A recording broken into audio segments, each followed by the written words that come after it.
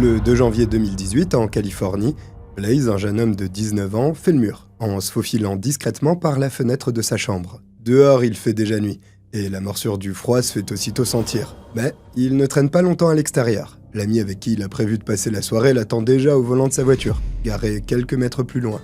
Bon, un ami, c'est peut-être un peu vite dit.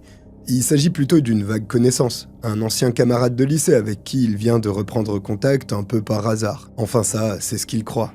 Car sans le savoir, il vient de mettre le pied dans un engrenage mortel, qui n'a qu'un seul et unique but, le conduire dans un piège dont il ne reviendra jamais. Cette histoire, bien plus complexe qu'il n'y paraît au premier abord, va mettre en lumière l'un des pires fléaux de notre société, marquant l'histoire d'Orange County au fer rouge. La ville de Philadelphie, en Pennsylvanie, est une métropole majeure des États-Unis, qui ne cesse de voir sa population croître depuis les années 2000. Malgré un taux de criminalité plutôt élevé, nombreux sont ceux qui viennent s'y installer, pour profiter de meilleurs soins de santé, mais aussi par amour de sa scène artistique, extrêmement riche, de son histoire passionnante et de sa tradition culinaire renommée. J'ai dit renommée, pas que c'était bon. Bon, Philly, c'est aussi une ville qui reste jeune et pleine d'énergie, notamment grâce à la présence de ses universités. L'une d'elles, University of Pennsylvania, ou plus simplement UPenn, fait même partie de la prestigieuse Ivy League. La Ivy League, très simplement, c'est la liste des universités les plus prestigieuses de la côte Est. Et tout en haut, il y a Harvard.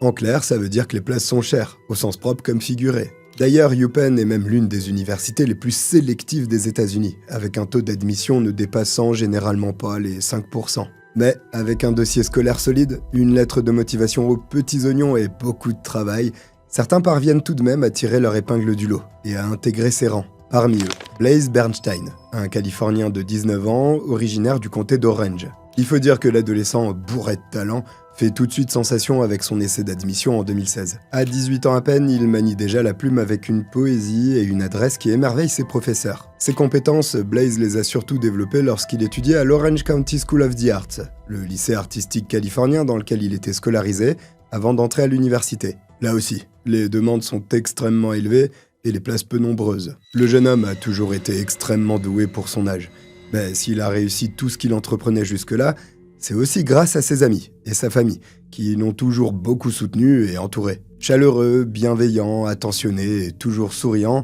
il devient aussi au fil des années un jeune homme engagé, qui se bat pour ses idées. Ses parents, Jane et Gideon, ne peuvent qu'être extrêmement fiers de ce que leur fils est parvenu à accomplir. En attendant, il profite à fond de la vie lorsqu'il entame ses études de médecine à UPenn, car oui, il se distingue aussi dans les sciences et souhaite faire carrière dans ce domaine. À ce niveau, je suis sûr que mes parents m'échangeraient sans hésiter. Mais malgré tout, 18 ans, c'est aussi un âge où de nombreux bouleversements peuvent survenir, notamment en matière de sexualité. C'est ainsi qu'à l'occasion d'une promenade sur la plage, Blaze annonce à sa meilleure amie, Raya, qu'il ne s'est jamais vraiment senti attiré par les filles, mais plutôt par les garçons. Une annonce qui lui demande une bonne dose de courage, mais qu'il voit aussitôt récompensée par la bienveillance de son amie, celle-ci ne portant pas le moindre jugement. Et si le jeune homme n'a pas encore trouvé la force d'en parler à ses parents, ceux-ci ont déjà compris quel genre de sentiments fourmillent en lui. Donc il décide de prendre les devants, pour l'assurer de leur amour et de leur soutien inconditionnel, en allant tout simplement lui dire qu'ils seront toujours là pour lui. Peu importe ses choix, peu importe ses envies. Bon, tu l'as compris, c'est un jeune homme formidablement entouré et soutenu. Grâce à ça, il ne fait que s'épanouir davantage au fil des mois, et attaque sa deuxième année d'université avec un bonheur constant. À ce stade, je me demande même comment cette histoire a fini sur ma chaîne. Bon, si on brosse un peu le tableau de ce début d'histoire, on a une famille idéale, une scolarité exemplaire, des amis présents et un adolescent bien dans sa tête et dans ses baskets. Tu te demandes donc certainement ce qui pourrait bien arriver à Blaze. Mais surtout, pourquoi ? Et par qui ? Eh ben au cours de l'hiver 2018, c'est face à ces mêmes questions que ses parents vont se retrouver confrontés du jour au lendemain. Alors qu'il est en seconde année à l'université, Blaze décide de profiter des vacances d'hiver pour passer du temps chez lui, en Californie. Il prend donc l'avion pour traverser les États-Unis, direction Lake Forest, où vivent ses parents. Comme toujours, les retrouvailles sont plus que chaleureuses. Rien ne laisse encore présager le pire. Pourtant, bien qu'il soit parfaitement à l'aise avec la compagnie de ses proches, Blaze cultive aussi son petit jardin secret. Par exemple, il ne révèle à personne le fait qu'il vient de rencontrer un garçon sur l'application de rencontre en ligne Tinder, ni que ce jeune homme, avec qui s'engage un flirt virtuel, n'est pas tout à fait un inconnu. De toute façon, il a tout à fait le droit d'avoir sa vie privée, et aucun de ses proches n'exige de tout savoir dès qu'il écrit un message sur son téléphone portable. Toute la famille étant de confession juive, ces quelques jours ensemble sont simplement consacrés aux fêtes traditionnelles et aux moments de partage en famille. Le 2 janvier, le jeune homme décide d'ailleurs de faire profiter tout le monde de ses talents de cuisinier, en préparant le repas du soir. Malheureusement, c'est le dernier dîner qu'ils prendront tous ensemble. Ce soir-là, Blaze et le mystérieux garçon de Tinder se sont discrètement donné rendez-vous pour une petite virée à deux. Seulement à l'issue de cette soirée, un seul d'entre eux rentrera chez lui. C'est un constat que les parents de Blaze mettent un peu de temps à réaliser. Le lendemain matin, quand l'étudiant ne descend pas prendre son petit déjeuner comme d'ordinaire, sa mère ne s'alarme pas immédiatement. Elle pense qu'il est en train de profiter de ses derniers jours et de faire la grasse matinée. Donc la maman continue à vaquer à ses occupations, en pensant qu'elle est en train de laisser son fils se reposer. Sauf que son lit est vide. Elle se dit qu'il est peut-être avec des amis ou qu'elle a dû le manquer avant qu'il ne sorte à nouveau. À un certain moment, Jane et Gideon finissent par se rendre compte que Blaze n'est pas dans la maison. Ce n'est que le lendemain que la maman commence à entendre cette petite voix alarmante dans sa tête, celle qui murmure que quelque chose de grave est arrivé. Le 4 janvier, elle a rendez-vous chez le dentiste. On va pas se mentir, même en tant qu'adulte, c'est jamais agréable de se faire trifouiller dans la bouche. Autant dire que la journée commençait déjà mal. Heureusement, quelques jours plus tôt, son fils lui a promis qu'il l'accompagnerait, pour qu'ils puissent passer un petit moment rien que tous les deux. Oui, mais voilà, à l'heure du rendez-vous, Blaze n'est pas là. Cette absence inexpliquée est plus qu'inhabituelle pour lui, qui a toujours honoré ses promesses ou trouvé une façon de prévenir en cas d'empêchement. La maman a un déclic glacial et terrifiant. Ce faux bond est pour elle le point qui lui fait penser au pire.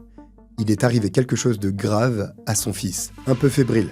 Elle appelle alors son mari pour lui demander si Blaze est bien rentré à la maison la veille au soir. Sauf que Gideon lui répond clairement que non, il n'est pas présent. Et quand il questionne à son tour sa femme, à propos de la dernière fois où elle a vu leur fils, tous deux réalisent que cela fait presque 2 jours qu'il n'est pas revenu à la maison. Aux dernières nouvelles, il n'est donc rentré ni pour manger, ni pour dormir. On pourrait se dire que s'inquiéter de la disparition de son enfant au bout de 2 jours, c'est quand même un peu abusé. D'autant plus que Blaze est loin d'être un enfant. C'est un jeune homme sociable et indépendant, et il a l'habitude de gérer ses propres déplacements pour aller voir ses amis ou participer à des sorties. Mais là, c'est différent, parce qu'il ne répond ni aux SMS ni aux appels sur son téléphone. Jane et Gideon se précipitent chez eux, sauf qu'il n'y a pas plus de traces de Blaze que la veille ou l'avant-veille. Cette fois, c'est sûr, il n'est pas repassé entre-temps. Alors où est-il depuis 2 jours? Ses parents espèrent bien trouver des indices dans sa chambre, qu'ils fouillent à la recherche d'un mot, d'un objet, d'une piste à creuser, et qui pourrait les rassurer. Mais ce qu'ils vont découvrir dès les premières minutes ne va pas vraiment aller dans ce sens.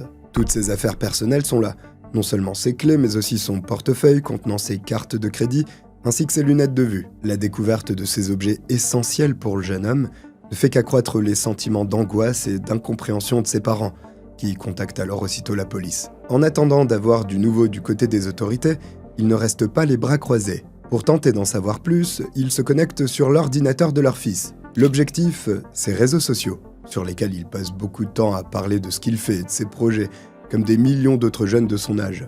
Et si Jane et Gideon ne possèdent pas ces identifiants, ils parviennent tout de même à pirater ses codes Snapchat.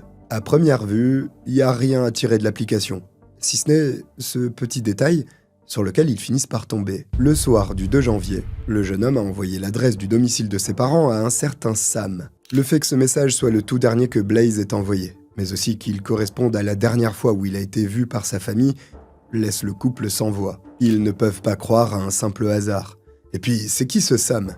Ni Jane, ni Gideon n'avaient jamais entendu ce prénom auparavant. D'ailleurs, aucun membre de l'entourage proche de leur fils ne s'appelle Sam. Donc, il n'y a qu'une seule façon de percer ce mystère, en contactant directement le principal intéressé. Ils prennent tout de même soin d'enregistrer cet appel, pour pouvoir le transmettre ensuite à la police, juste au cas où. C'est Gideon qui compose le numéro. Par chance, car c'était loin d'être garanti, il décroche.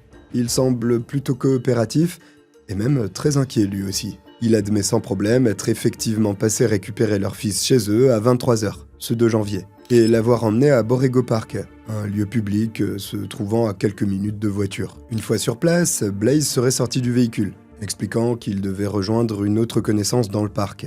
Il se serait engagé à pied, de nuit et seul, sur un sentier mal éclairé, avant de disparaître du champ de vision de son ami pour la toute dernière fois. Le fameux Sam, dont on ne sait toujours rien, explique à Gideon qu'il a bien essayé de dissuader Blaze de s'aventurer seul sur ce chemin sombre à cette heure tardive. Il s'est même mis à sa recherche quelques minutes plus tard, mais le jeune homme semblait avoir disparu en l'abandonnant derrière lui. Là, tu partages sûrement le sentiment des parents de Blaze qui pensent être pris pour des cons. C'est vrai.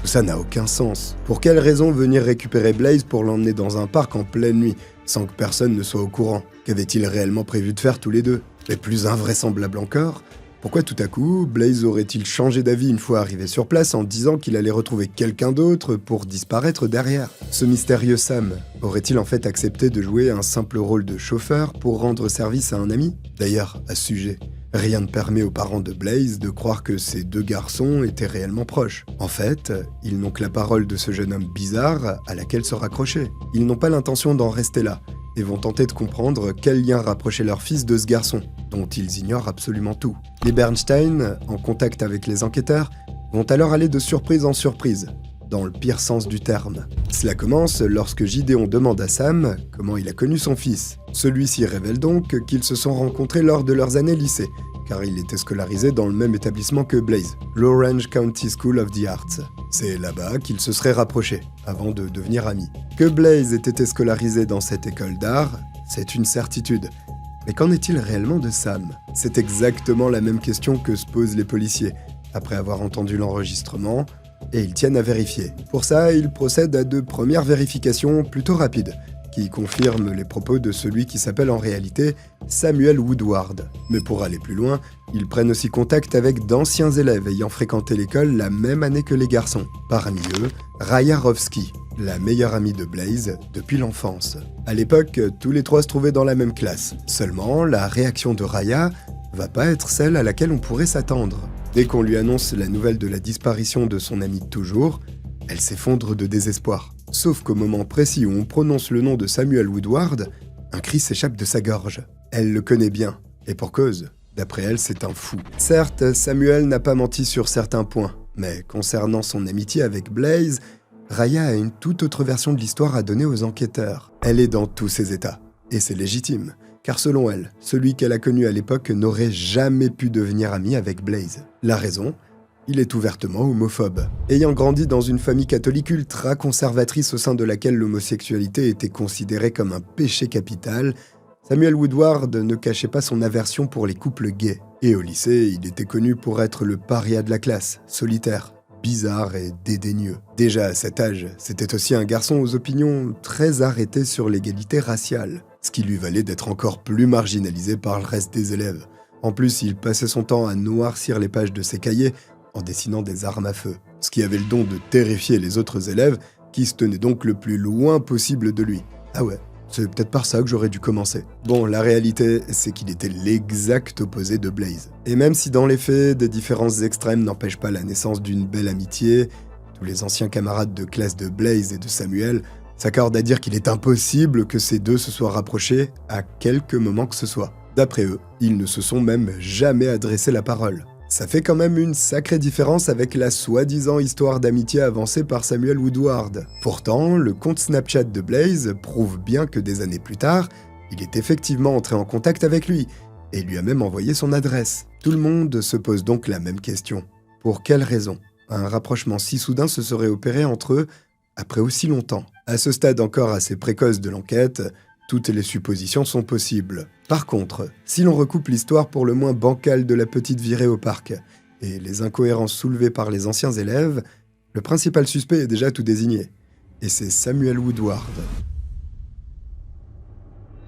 3 jours après la disparition de Blaze, le parc Borrego fait l'objet de fouilles intensives. D'après Samuel, qui est une personne d'intérêt dans l'enquête désormais, c'est effectivement ici que l'étudiant aurait été aperçu en vie pour la toute dernière fois, avant de s'éloigner et de s'évaporer dans la nuit. Bien sûr, les équipes de police prennent aussi le temps d'interroger tous les proches de Blaze et vérifient les images de caméras de surveillance situées autour de la zone, tandis que toute la communauté s'organise pour imprimer et distribuer des milliers d'affiches. On quadrille les zones boisées et isolées proches de la ville. Mais c'est bien à l'intérieur du parc que se concentre le plus gros des recherches, notamment à l'aide de chiens et de détecteurs de métaux. Malgré tous ces efforts conjugués, l'étudiant de UPenn reste pourtant introuvable. Les jours passent, et l'épreuve devient de plus en plus difficile pour la famille Bernstein, qui redoute désormais le pire. Et c'est normal. puisque ça fait déjà 7 jours qu'on cherche une trace du disparu. Pour autant, la mobilisation ne désenfle pas, mais le parc Borrego a été fouillé de fond en comble, sur chaque centimètre carré de terre et sous chaque buisson ou branche d'arbre. Les autorités, convaincues qu'elles cherchent malgré tout au bon endroit, décident alors de se donner une toute dernière chance. Elles organisent un ultime jour de recherche, et ce, malgré une pluie battante qui pourrait bien compliquer les opérations. Pourtant, c'est grâce à cette météo exécrable que l'enquête va enfin faire un incroyable bond en avant. Car au moment où la police réinvestit la zone à explorer, la pluie laboure le sol depuis déjà plusieurs heures, ce qui ameublit et dégage la terre par endroits. Alors qu'il se trouve près d'une grosse branche tombée au sol, l'un des agents présents sur les lieux aperçoit ce qui ressemble à un amas de terre humide, qui n'était pas là quand le temps était clair. Quelques pelletées plus tard, la police met au jour le corps sans vie de Blaise Bernstein, le cou et le visage couverts de lacérations. En tout, on dénombre pas moins de 28 plaies à l'arme blanche, toutes situées dans la nuque ou au niveau de la tête. L'annonce du meurtre de Blaise est un choc sans nom pour toute la ville, et surtout pour les membres de sa famille. Tous n'ont qu'un seul mot en tête. Pourquoi ? La police espère qu'un début de réponse se trouve dans le téléphone portable de la victime, que l'on a retrouvé cassé dans sa tombe de fortune. Seulement, ça donne quasiment rien. En revanche, il y en a bien un qui a quelque chose à dire. Le médecin légiste. L'expert, qui est souvent en mesure de tirer toutes les premières conclusions d'un crime, affirme que le nombre de coups portés au niveau du visage ne peut vouloir dire qu'une seule chose. Ce meurtre a été motivé par une haine, une colère extrême, et donc un potentiel meurtre de nature personnelle. À présent, il faut savoir ce que Blaise aurait bien pu faire pour provoquer cette rage. Ou ne pas faire d'ailleurs, parce qu'il constituait une cible idéale pour Samuel Woodward, le principal suspect dont on sait à présent qu'il est profondément homophobe, raciste et sexiste. Bon, vu le profil, tout le monde aurait pu être sa cible, c'est sûr. 2 jours après la découverte du corps, il est arrêté devant chez lui par des agents en civil et placé en garde à vue. Même s'il maintient d'abord sa version des événements, la conviction des enquêteurs est faite, et il sera sûrement pas difficile de convaincre un juge également, vu les éléments du dossier. Mais les policiers ont besoin de preuves irréfutables de l'implication de leur suspect dans cet assassinat, parce que sinon le problème ce sera pas le juge, ce seront les procureurs. Aucun ne voudra se lancer dans une bataille juridique. Donc ils vont perquisitionner à la fois son véhicule et son domicile. Dans la voiture de Woodward, de petites gouttelettes de sang sont prélevées sur le ciel de toit. Les 2 ADN présents sont ceux de Blaise et de Samuel, mélangés. Et dans la maison, on trouve un couteau non nettoyé, dont la lame comporte des traces brunâtres. Il s'agit là encore du sang de Blaise. Mais lors de cette fouille, les enquêteurs découvrent aussi que le jeune homme appartient à une organisation néo-nazie ultra-violente nommée Atomwaffen Division. Pas de panique, si je prononce aussi bien, c'est parce que j'ai fait allemand LV1. Dans ces vidéos de propagande, le groupe qui prône la haine des minorités, les meurtres et les agressions s'en prend principalement aux membres des communautés LGBT et juives. En fait, ce mouvement est même considéré comme l'un des plus violents du XXIe siècle. Quelle est leur principale ambition ? Seulement d'anéantir tous les gouvernements en place et d'instaurer un nouvel ordre mondial, basé bien évidemment sur le suprématisme blanc et l'antisémitisme. C'est durant ces années lycée que Samuel, considéré à l'époque comme un véritable paria, se serait tourné vers Internet, où il serait tombé sur le site. Cite-moi un truc qu'Internet n'a pas transformé en catastrophe. Pour Samuel, sur Internet, on lui aurait même enfin offert tout ce à quoi il n'avait pas le droit à l'école. Un sentiment communautaire très fort, de l'écoute et l'appartenance à un groupe qui partage les mêmes idées que lui. Des années plus tard, l'analyse de son ordinateur démontre sans le moindre doute à quel point il est toujours rongé par son hostilité envers les communautés juives et LGBT. Ce qui le relie de fait aux premières constatations du médecin légiste, ayant souligné le caractère haineux du meurtre de Blaise. Ce sont des dizaines et des dizaines de documents, des messages sur des forums et d'écrits qui sont retrouvés par les policiers et qui dépeignent la mentalité de Samuel Woodward, matrixé par la propagande d'Atomwaffen. Sur certains clichés, on l'aperçoit en plein salut nazi alors qu'il se trouve en camp de haine au Texas. C'est le nom officiel de cette semaine de formation que le groupuscule utilise afin d'apprendre à ses membres à devenir violents et agressifs. J'espère qu'ils pouvaient pas utiliser leur point CPF. Mais il y a pire encore. Dans le cas de Blaise, le groupe va jusqu'à célébrer son assassinat sur Internet, propulsant ce meurtre au comble de l'horreur. À la lumière de ces nouveaux éléments, la police n'a désormais plus le moindre doute concernant l'implication de Samuel Woodward dans le meurtre. Et dans le même temps, le mobile apparaît d'une façon totalement limpide. Blaise a été tué en raison de son appartenance à la communauté juive, ainsi que son orientation sexuelle. Déjà accusé de meurtre au premier degré, le soi-disant ami de lycée voit désormais son dossier alourdi de la mention « crime de haine ». Les preuves à présent réunies en vue du procès, il ne reste plus aux enquêteurs qu'à comprendre ce qu'il s'est réellement passé au parc Borrego cette nuit du 2 janvier 2018. Ils entament donc une analyse plus précise du téléphone portable de leur coupable. Mais au lieu de trouver des réponses à leurs questions, ils vont tomber sur un certain nombre d'éléments qui feront l'effet d'une bombe. Des preuves que Samuel lui-même s'interrogeait sur son orientation sexuelle. Comment on en est aussi sûr ? Entre autres parce qu'il passait un temps considérable à consulter des sites de rencontres homosexuelles. Et il consommait aussi très régulièrement du contenu pour adultes dans cette catégorie. Ça aurait certainement pas plu aux membres du mouvement néo-nazi dans lequel il s'était si bien intégré. Dans l'historique des messages de son portable, une conversation datant de quelques mois avant les faits retient plus particulièrement l'attention des policiers. C'est un échange entre Blaze et lui qui s'apparente à un flirt, et dans lequel le ton de Samuel est clairement séducteur. C'est d'ailleurs lui qui est à l'initiative de cette prise de contact et qui envoie le tout premier message, sous le prétexte d'avoir fréquenté le même lycée dans le passé. Alors, n'était-ce qu'un piège inventé de A à Z dans lequel il n'a fait que jouer un rôle afin de mettre à mort sa cible désignée d'avance ? Peut-être. Si l'on suit cette théorie, il se serait inscrit sur plusieurs sites de rencontres gays dans le but de trouver sa future victime, et se serait fait passer pour quelqu'un qu'il n'est pas pour l'amadouer, l'isoler et la tuer. Sauf que dans ce cas, comment expliquer qu'il ait passé des heures à visionner des vidéos pour adultes ne mettant en scène que des hommes ? J'avoue. Je suis perdu aussi. Mais pour les enquêteurs, la vérité se situe à la frontière de ces deux hypothèses. Samuel a très certainement prémédité l'assassinat de Blaze, en tissant lentement sa toile autour de lui. Mais il est aussi fort probable qu'en plus de l'aspect antisémite de cet acte, il ait agi parce que lui-même n'acceptait pas sa propre orientation sexuelle, et ne supportait pas non plus de voir que Blaze vivait son coming out si librement. En plus du rejet assuré de ses parents et de toute sa famille, il risquait littéralement sa vie si quelqu'un venait à apprendre la vérité le concernant. C'est en tout cas ce sur quoi l'accusation souhaite s'appuyer lors du procès tant attendu par des centaines de personnes bouleversées par ce drame. Sauf qu'il va leur falloir patienter 6 ans avant qu'un jugement ne soit rendu. Eh oui, 6 années d'une attente réellement interminable, que la famille de Blaze vit comme une torture psychologique. La photo Covid, comme d'hab, qui a fait son apparition en pleine instruction. Mais aussi à de multiples retards, dus à plusieurs changements d'avocats ainsi qu'une demande émise par la défense. Celle-ci émettant des doutes quant au fait que Samuel Woodward soit en capacité d'être jugé, au vu de son état psychologique. Les experts mandatés pour répondre à cette question ont fini par certifier qu'il était parfaitement apte à comparaître, mais ça n'a pas manqué de faire traîner la justice. Je trouve ça fou, t'éternues dans un tribunal, ça reporte la procédure de 2 ans. C'est finalement au mois d'avril 2024 que le procès débute. Lorsqu'il entre dans la salle, Samuel est alors méconnaissable. Les ongles longs, affublés d'une masse de cheveux informes qui lui tombe sur le visage, son apparition déclenche un silence de mort. Personne ne peut ignorer sa ressemblance frappante avec Charles Manson, l'un des tueurs les plus tristement célèbres des États-Unis, qui au passage était idolâtré par le groupe Atomwaffen. La défense, qui ne peut nier la culpabilité évidente de son client, plaide l'homicide involontaire.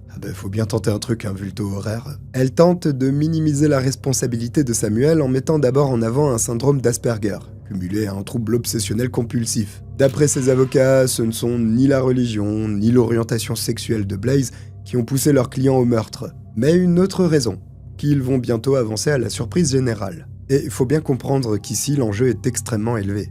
C'est celui de la qualification de crime de haine qui se joue lors de ce procès. Parce que oui, si cette charge n'est pas retenue contre lui, Samuel Woodward pourrait être libéré sur parole dans une poignée d'années.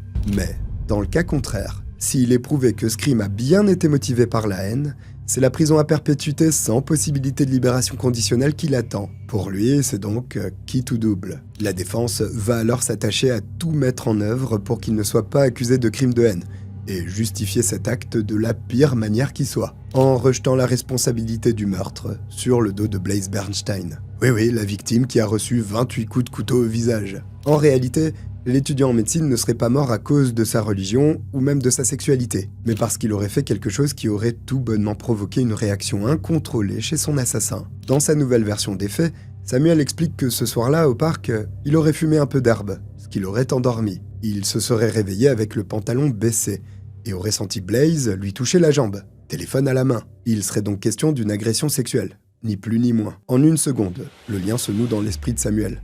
Son ami vient de le prendre en photo pendant un attouchement, sans son consentement. Il entre alors dans un état de terreur totale, qui va se muer en une panique meurtrière. Interrogé au sujet de cette peur viscérale qui l'aurait soudain submergé, le jeune homme mentionne son père, en bafouillant qu'il n'aurait pas supporté de voir l'expression de son visage s'il était tombé sur ce genre de cliché. Toujours selon la défense, voilà donc le véritable mobile du meurtre de Blaze. Oui, mais la partie adverse vient de mettre le doigt sur 2 détails qui décrédibilisent totalement cette théorie. Le premier concerne l'arme du crime. Il a été prouvé que Samuel s'était rendu au parc armé du couteau avec lequel il a poignardé sa victime. Un comportement difficile à défendre en l'absence de préméditation. Et puis surtout, le téléphone de Blaze a pu être analysé. Or, contrairement au dire de Samuel, on n'a jamais retrouvé la moindre photo compromettante ou quoi que ce soit. Tout ça, c'est en fait une tentative désespérée d'échapper à la prison à vie, en salissant au passage la mémoire de la victime. D'ailleurs, fait assez rare pour être souligné, un ancien membre du mouvement Atomwaffen vient en personne témoigner à la barre, confirmant que le meurtre de Blaze était non seulement prémédité, mais aussi et seulement motivé par la haine. 3 mois de procès et 8 heures de délibération plus tard, Samuel Woodward est déclaré coupable de meurtre avec préméditation. Mais c'est pas tout. Il y a l'ajout de la charge de crime de haine. Après toutes ces années, ainsi que ces semaines véritablement éprouvantes, le verdict est accueilli par de longs applaudissements de soulagement. Samuel Woodward ne réintégrera jamais la société, mais c'est peut-être pas plus mal. D'ailleurs, le groupe Atomwaffen Division a été partiellement dissous en mars 2020, suite à l'arrestation de 7 de ses membres. Alors à ton avis, est-ce que Samuel avait planifié depuis le départ ce meurtre immonde ? Ou alors a-t-il agi sur le moment ? Personnellement, je pense que le piège était prévu depuis longtemps. Et je me demande même si c'était pas un rite d'initiation. N'hésite pas à me dire ce que t'en penses, en commentaire. D'ailleurs, ça me rappelle un peu l'affaire Grace Millane, que je t'avais raconté ici, et c'était pareil. Tinder, plus un détraqué complet. On est arrivé à la fin de cette affaire criminelle, un grand merci de m'avoir suivi jusqu'au bout. Les vidéos sortent tous les jeudis à 18h, donc n'hésite pas à t'abonner pour pas les rater, et je te dis à très vite. Bye.